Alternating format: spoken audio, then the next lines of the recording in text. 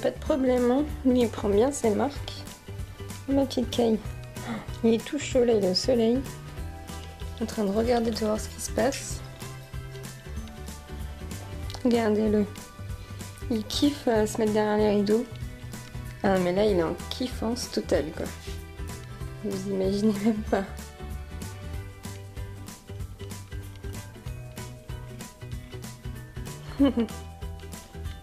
Je pense que vous avez compris ce qui s'est passé avec les différents rushs que je vous ai mis et que je vous ai montés avant. J'ai déménagé, donc depuis quelques jours maintenant. J'ai déménagé dans un nouvel appartement pour recommencer une nouvelle vie. Il y a d'autres changements dans ma vie qui sont assez importants en ce moment. Je vais bientôt avoir une nouvelle voiture à moi. Ce nouveau changement et toutes ces nouvelles choses ont été engendrées malheureusement par la séparation de moi et mon copain. Donc pour celles qui me suivent sur Snapchat ou celles avec qui je suis plus proche et avec qui je discute, vous le savez déjà. Donc voilà, je me suis séparée de Youssef. Donc après 9 ans de relation, après 7 ans de vie commune, après des voyages, après beaucoup de choses, donc vous imaginez que c'est quelque chose d'assez, quand même de pas anodin dans ma vie, c'est quand même un événement très marquant. Je vous en parle comme ça, sans avoir tremblement dans la voix ou sans avoir les larmes aux yeux, parce que cette décision elle a été prise depuis quelques mois dans ma tête, où on savait très bien que ça n'allait plus, mais c'est compliqué de dire stop et de dire au revoir à 9 ans de notre vie, surtout que j'ai 28 ans. Je l'ai connu, j'étais au lycée, donc voilà, tous les deux on s'est construits, on est devenus adultes, on s'est assumés, on a en 9 ans de vie, et surtout à cette période-là, c'est 9 ans les plus importants de notre vie, entre guillemets, où on a fait beaucoup de voyages, on a fait beaucoup de choses.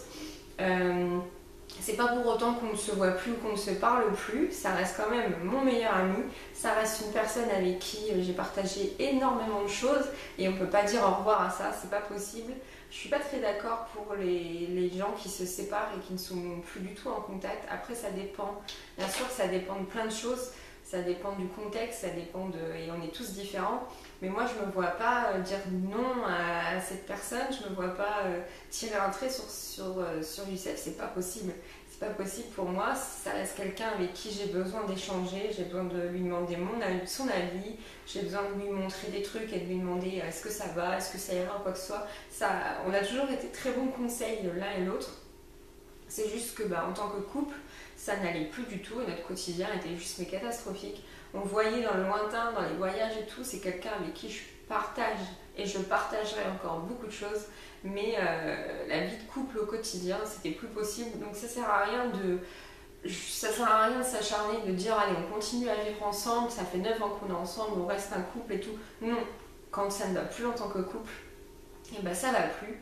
On arrête ce côté-là et après en tant qu'amis, ça se passe très bien. Là c'est assez récent, ça fait quand même moins d'un mois, mais c'est beaucoup plus agréable d'être avec l'un et l'autre, de partager des choses, d'acheter des trucs, beaucoup plus de conseils et on s'écoute beaucoup mieux maintenant que durant les 2 dernières années quoi. Donc c'est ça qui est assez drôle, c'est qu'on est en train de revoir notre relation et d'évoluer tous les deux. Donc après c'est vrai que c'est compliqué de se dire que le matin on se lève, il n'est pas là, que le soir on s'endort, il n'est pas là, que quand on rentre à la maison, il n'est pas là non plus. Ce quotidien et cette routine, ces habitudes sont ancrées en nous, c'est normal.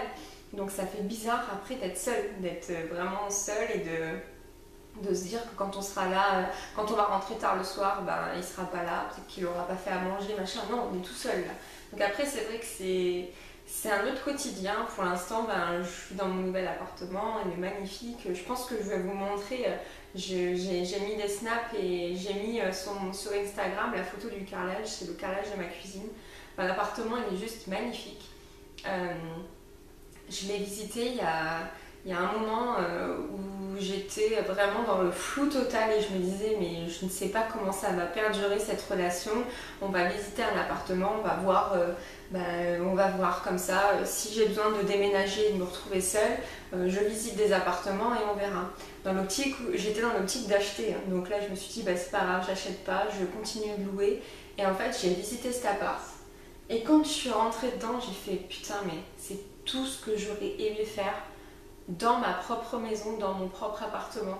Là, les murs sont blancs derrière, vous voyez pas trop, mais il y a un parquet qui est juste magnifique, il y a un carrelage dans la cuisine qui est trop beau, il y a du violet. Là, j'ai du violet sur les murs, j'ai un énorme miroir qui est magnifique.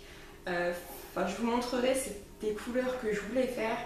La salle de bain, elle est juste, mais waouh, elle est petite, mais c'est trop beau quoi. En fait, je suis rentrée dans cet appart avec un énorme coup de cœur et je me suis dit putain, mais c'est tout ce que j'aurais aimé faire chez moi.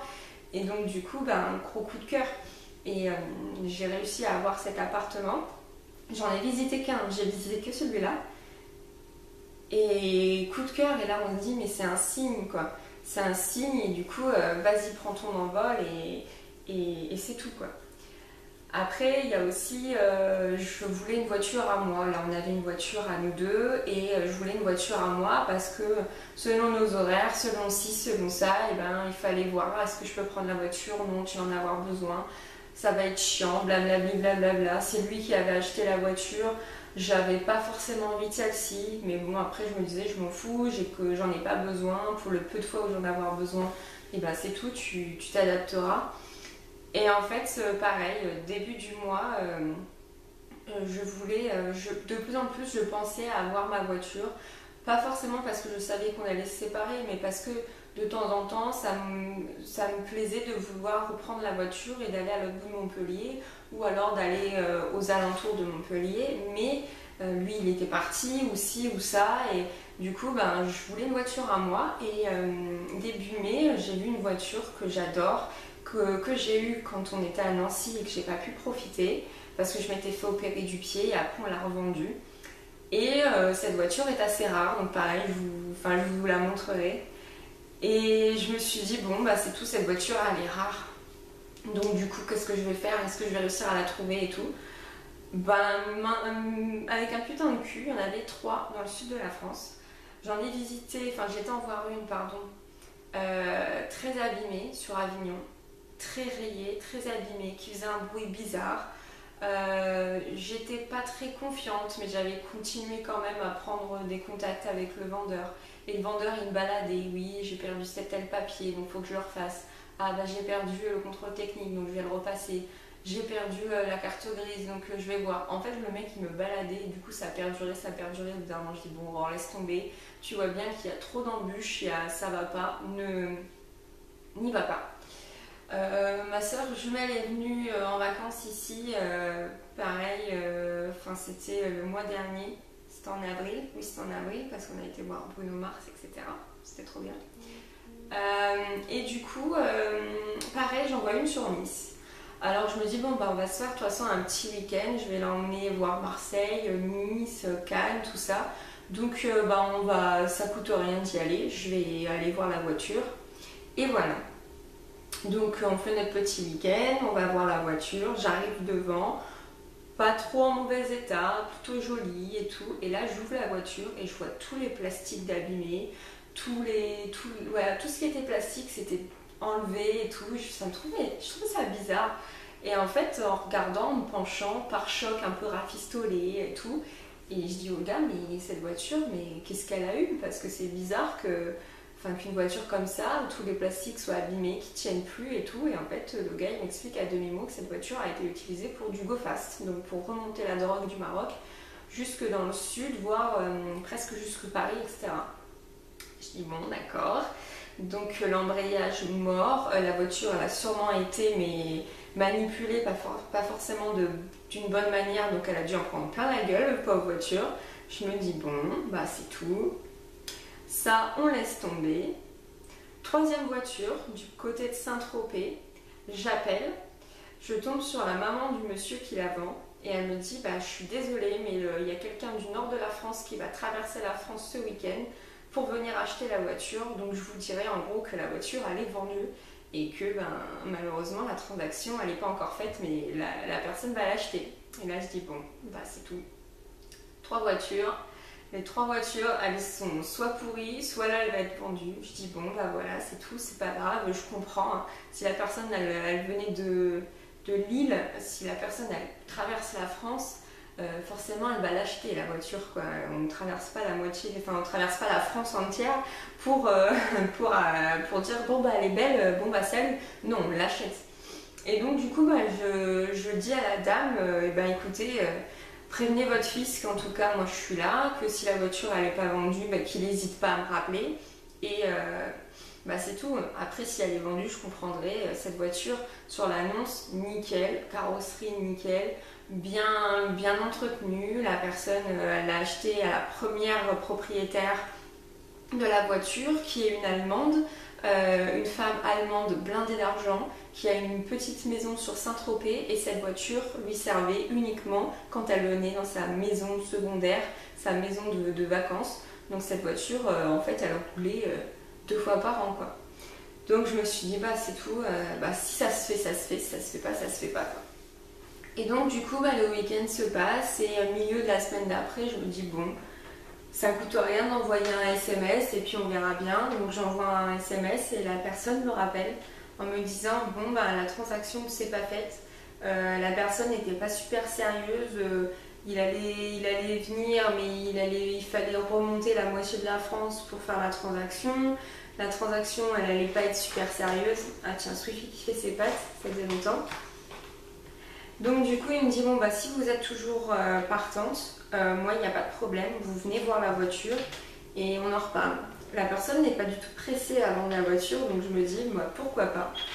Je fais un aller-retour le lundi 8 mai qui était férié, je loue une voiture, je vais voir la voiture, je roule pendant presque 1 heure avec lui à discuter et tout de la voiture, etc. Et gros coup de cœur. Franchement, gros coup de cœur, la voiture elle est nickel, comme une voiture c'est une voiture qui a 10 ans, mais on croirait pas, je vous montrerai. Et je me dis, c'est quoi Aurore, pareil, c'est un signe quoi, cette voiture-là, il y en a eu 500 de fabriquées. En France, t'en as moins d'une dizaine qui sont en bon état et qui sont les vraies voitures, parce qu'il y a des gens qui transforment les voitures en faisant passer pour ce modèle-là, parce que c'est un modèle sportif. Et je me dis, écoute, tu vas presque utiliser tout l'argent que tu as de côté pour cette voiture, mais c'est un signe et tu verras plus tard, au moins tu auras un véhicule et tu auras le véhicule que tu voulais. Donc du coup, dans quelques jours, je serai l'heureuse propriétaire de ce véhicule. Pourquoi je vous dis tout ça? C'est pas forcément pour vous dire ça y est, c'est un renouveau, la fille elle se sent plus quoi que ce soit. Pour vous dire qu'il y a des signes dans votre vie. Quand, je sais pas comment vous expliquer ça, cette vidéo elle va être longue, hein, je suis désolée. Mais vous vivez une routine, vous vivez des habitudes, vous êtes dans votre zone de confort. Quand vous vous rendez compte que cela ne vous correspond plus, il faut avoir le courage de dire non à ce dont vous ne voulez plus. Parce que c'est compliqué, parce qu'on a une routine, parce qu'on est habitué, on a nos repères. Nos repères nous rassurent, mais nos repères et nos habitudes nous tuent. Donc quand il y a des choses qui ne vous plaisent plus, il faut avoir le courage de dire au revoir, adieu à ces choses-là. Et là, ce dont je vous explique, c'est en fait ce que j'essaye de vous expliquer, c'est que il y a eu des événements marquants. Et en fait, c'est en entrant dans cet appartement, c'est en ayant au téléphone cette personne qui me disait en fait cette voiture n'a pas été vendue, donc si vous voulez, vous avez été au téléphone avec ma mère, ça s'est super bien passé, vous lui avez parlé, vous lui avez dit je comprends, vous avez été courtoise. Du coup, c'est la maman de ce monsieur qui vend la voiture qui a dit vends-la à cette fille. Il y a d'autres personnes qui sont sur cette voiture, mais vends à cette jeune fille-là parce qu'elle a été super gentille au téléphone, elle a été adorable. Et du coup, en fait, c'est des opportunités que vous créez et c'est vous qui les créez, les opportunités, sans vous en rendre compte. Et si vous vous en rendez compte, c'est encore mieux parce que vous allez pouvoir la saisir. Mais ce sont des moments clés que vous allez créer grâce à votre façon de voir les choses et à votre façon d'être. c'est pas compliqué. J'ai pas le meilleur dossier pour avoir cet appartement. J'avais pas le meilleur dossier. J'ai pas forcément un salaire de ouf. J'ai un bon salaire, mais qui n'était pas 3 fois le loyer.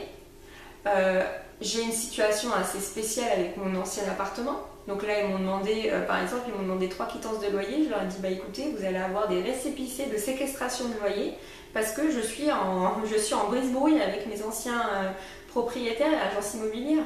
Ça aurait pu leur faire peur. Ils auraient pu se dire, non mais attends, mais elle, attends, elle n'a pas 3 fois le loyer, enfin elle n'a pas 3 fois le loyer en salaire. En plus de ça, elle séquestre ses anciens loyers parce qu'il s'est passé je ne sais quoi. Je leur ai expliqué ce qui s'était passé, mais ils auraient pu croire que c'était faux ou quoi que ce soit.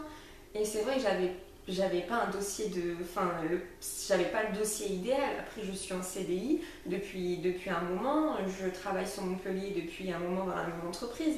Mais voilà, comment vous dire que c'est pas forcément le truc le plus simple. Pareil pour la voiture.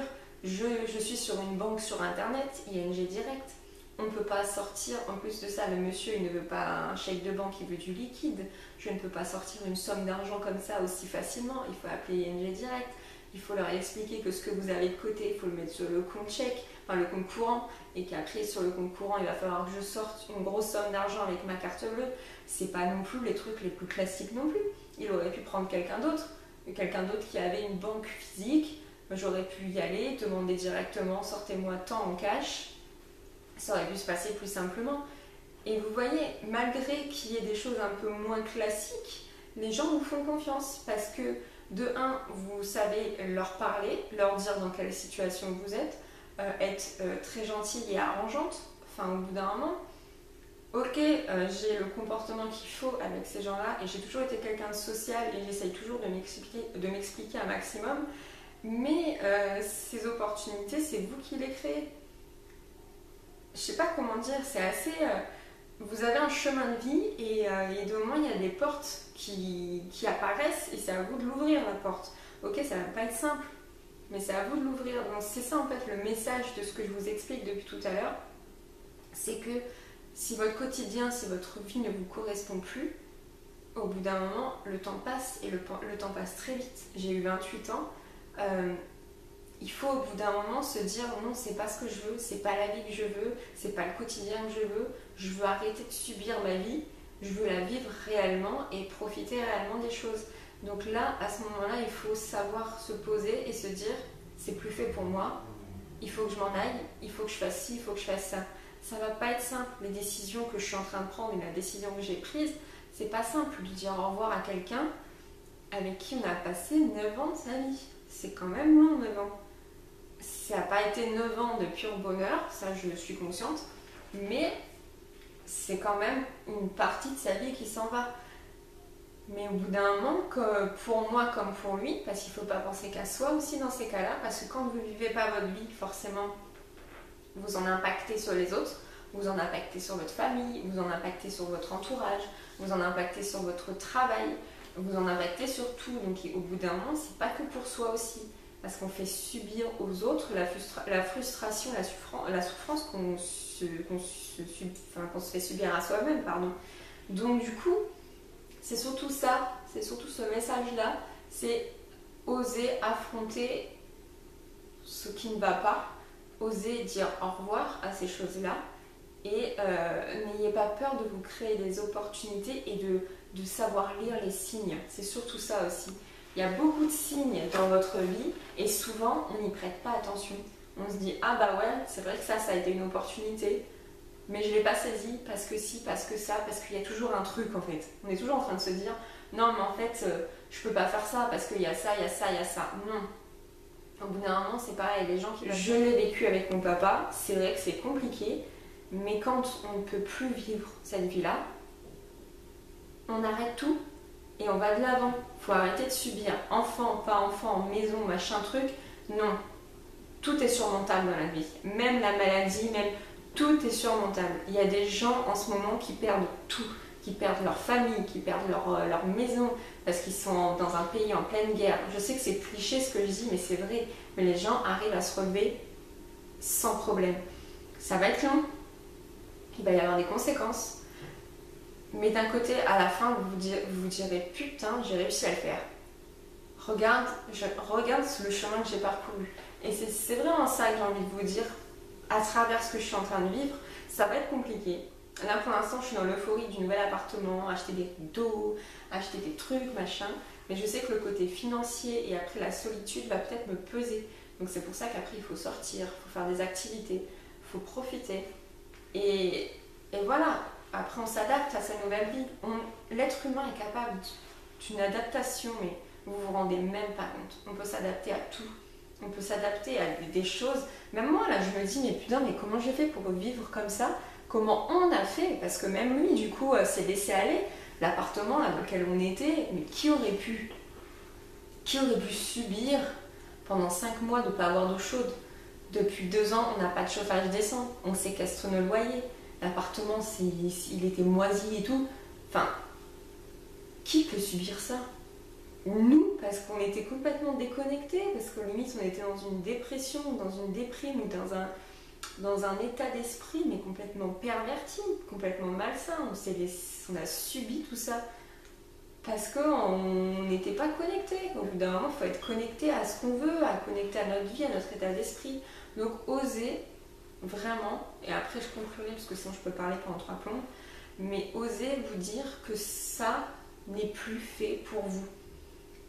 Et oser partir, oser changer les choses, oser du jour au lendemain recommencer une vie à zéro parce que la vôtre ne vous correspond plus depuis des mois.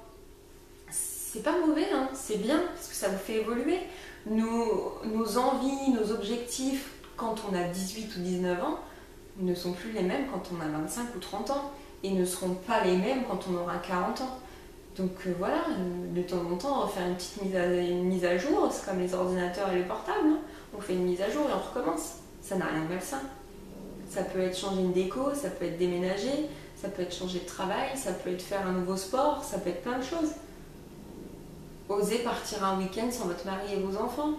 Osez, enfin voilà, faites ce que vous avez envie. Quand vous sentez que vous en avez ras le cul, faites quelque chose qui vous fait du bien. Et c'est bien d'être égoïste, ce n'est pas malsain. L'égoïsme, c'est pas... Il y a différentes notions d'égoïsme. C'est partir un week-end avec une copine, aller se faire des spas. Faut pas se sentir coupable de ne pas être avec votre mari et vos enfants. Vous en avez besoin pour vous. Et lui, votre mari, il se fera un week-end avec ses potes, et puis les enfants, ils iront chez la mamie, et la mamie, elle sera trop contente d'avoir un week-end entier ses petits-enfants. Enfin, vous voyez ce que je veux dire? Faut se faire du bien. La vie avance, le temps avance, on vieillit, et il faut se faire du bien. Faut pas attendre d'être à 50 ans comme un con, à se dire, putain, si j'avais su, j'aurais dû faire ça, j'aurais dû faire ça. Non, un week-end, ça vous pète, vous avez envie d'aller je ne sais où, mais vous y allez. C'est tout, ça vous fera du bien. Franchement, ça va vous revigorer, quoi. Donc voilà, conclusion, osez vivre. En gros, osez vivre ce que vous avez envie de vivre. Et on s'en fout des autres.